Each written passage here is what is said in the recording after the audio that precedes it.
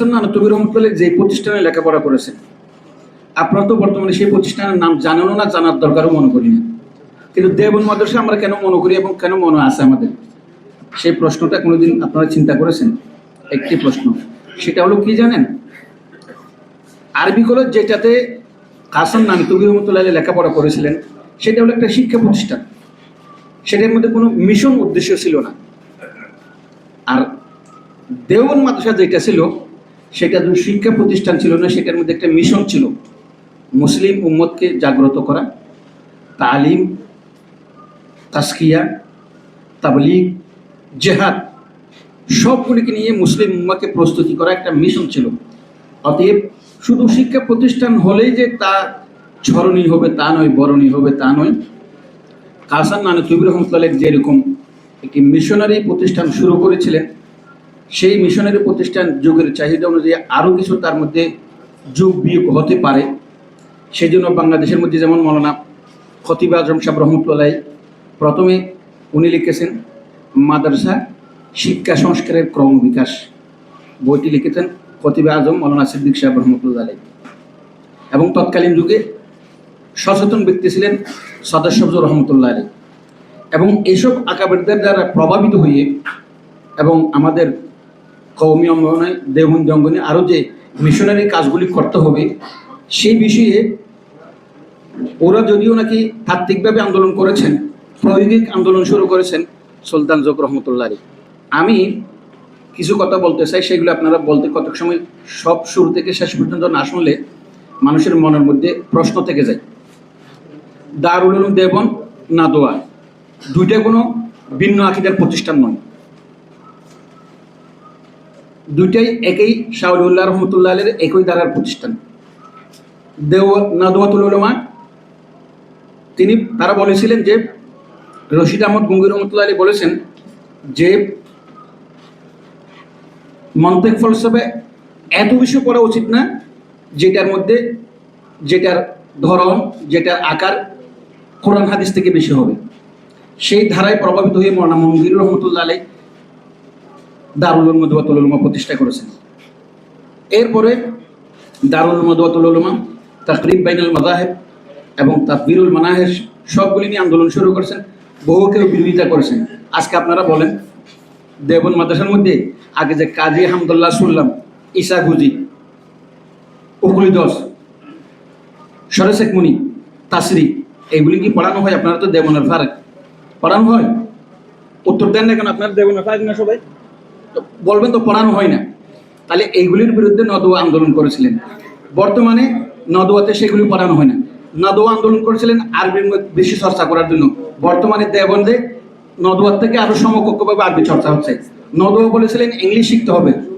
তাহলে এখন ভালো করে খেয়াল করেন, নদওয়া আন্দোলনের দ্বারা কেউ প্রভাবিত হয়ে এটা বলার দরকার নেই, কিন্তু নদওয়ার মিশনটা বাস্তবায়ন হয়েছে।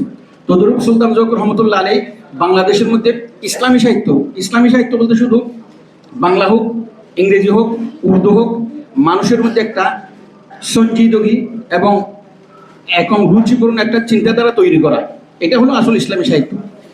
এবং তার জন্য দেখেন উনি, এই যে আপনারা আমাদের ওলিউল্লাহ সাহেব বলেছেন আবু তাহের মিসবাহ, আবু তাহের মিসবাহ কার শাগরিদ? আবু তাহের মিসবাহ মৌলানা সুলতান যোগ নদভী রহমতুল্লাহ আলাইহির শাগরিদ। এবং বর্তমানে আমাদের একসময় এমন ছিল, বাংলা বাজারে গেলে কওমি মাদ্রাসার কোনো লিখা পাওয়া যাইত না বই, ওই মকসুদুল মুমিনিন, বেহেশতের কুনজি, এইগুলি ছাড়া কোনো বই পাওয়া যাইত না। এবং যারা লিখত তারা সব দেওবন্দি ঘরানার বাইরে।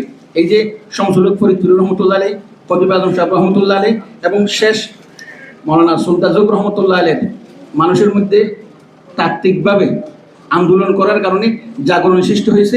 আজকে হাজার হাজার বই শত্রুদের বিরুদ্ধে বিভিন্ন চেতনামূলক বইগুলি পাওয়া যাচ্ছে। সবগুলি কিন্তু সুলতান যোগ রহমতুল্লাহ আলাইহি বিভিন্ন যারা অবদান রেখেছেন তার মধ্যে তিনি একজন, একেবারে অবিস্মরণীয় অবদান রাখার মধ্যে তিনিও একজন। অতএব আমি দুটি কথা বলবো, শেষ করব। সেটি হলো কি, সুলতান যোগ রহমতুল্লাহ আলাইহির দুইটা শুধু চারিত্রিক গুণাবলী বলবো।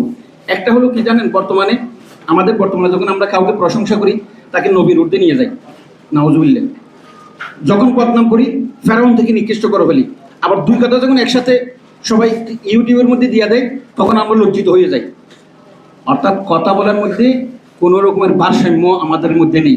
সুলতান যোগ রহমতুল্লাহ আলাই তার কথার মধ্যে এমন ভারসাম্য ছিল, তার আগের কথা, পরের কথা, বিজয়ী হওয়ার অবস্থার কথা, পরাজিত হওয়ার অবস্থার কথা, কোনো কথার মধ্যে কোনো রকমের কি নেই, তারুজ নেই, শুধু ভারসাম্য থাকার কারণে। আমরা যদি তার জীবনী আলোচনা করি তাহলে আজকে তার জীবনী থেকে একটা সবক নিতে হবে, সেটা হলো আমরা যে কোনো বক্তব্য, সেটা রাজনৈতিক হোক অরাজনৈতিক হোক, যে প্ল্যাটফর্মে দিই না কেন, আমাদেরকে ভারসাম্যপূর্ণ বক্তব্য রাখতে হবে। দুইটা আরো কঠিন, সেটা হলো কি জানেন, আমরা কর্কশ ভাষা, সুলতান যোগ রহমতুল্লাহ আলীর তো কেউ পছন্দ করতো, কেউ পছন্দ করতো না, এরকম দুর্দিনের মধ্যে স্বাভাবিক। কিন্তু তার ভাষা, কথা দিয়ে কেউ কষ্ট পেয়েছে সেটা কেউ বলতে পারবে না। কারণ তার সামনে আসার সাথে সাথে তিনি তার শাগিরদের সাথেও এমনভাবে আলাপ করতেন যেন তার একেবারে সমকক্ষ, এইরকমভাবে সম্মান দেখাতেন। তৃতীয়, বর্তমানে আমাদের মধ্যে জানেন, যখন নাকি আপনারা আন্দোলন করতেছেন, উর্দু কায়দা পড়তে পারে না, সে ওয়ামর শফি রহমতুল্লাহ আলীর বিরুদ্ধে ইউটিউবের মধ্যে লেখে, জুনেদ বাগুনের বিরুদ্ধে লেখে, আরেকজনের বিরুদ্ধে লেখে। সেটা হলো আকাবেরদের প্রতি শ্রদ্ধাবোধ কমে গেছে। সুলতান যোগ রহমতুল্লাহ আলাই পটিয়া মাদ্রাসা থেকে বের হয়েছে, আজি নুসরাত রহমতুল্লাহর প্রতি ওনার কি যে শ্রদ্ধাবোধ ছিল এবং আকাবেরদের প্রতি কি যে শ্রদ্ধাবোধ ছিল সেটা বলার মতো নয়। আমি তার জীবনী থেকে তিনটা কথা বললাম। একটা হলো ভারসাম্যপূর্ণ কথা বলা, 2 নম্বর হলো খুব নম্র ভাষা, 3 নম্বর হলো আমরা আকাবিরদের প্রতি পরিপূর্ণ তাজিম রাখা, সম্মান রেখে কথা বলা। আমরা যদি শুধু জীবনী আলোচনা করি পুরা 2000 পৃষ্ঠার বই হবে।